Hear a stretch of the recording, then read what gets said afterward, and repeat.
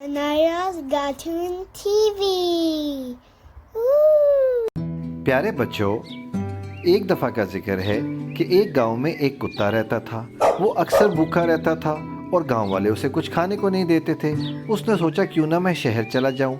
वो शहर आया। शहर में आके उसने देखा कि एक कसाई की दुकान है।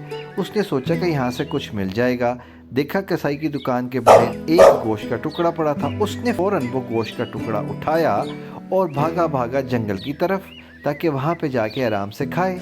जब वो जंगल की तरफ जा रहा था तो उसने देखा कि एक नदी है।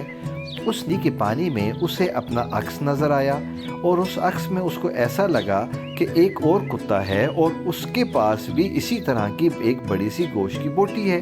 इसके दिल में लालच आया और इसने कहा मैं उससे ये गोश्त की बोटी छीन लूँ। जब इसने उससे बोटी छीनने के लिए अपना मुंह खोला तो इसके मुंह से वो गोश्त का टुकड़ा जो इसके पास था वो भी गिर गया। ये बहुत मायूस हुआ। अब जो इसके पास खाना था वो भी चला गया। ये मायूसी में फिर गांव की तरफ लौटा और इसने ये दिल में सोचा कि काश मैं लालच ना करता तो जो मुझे खाना मिला था वो मैं खा लेता।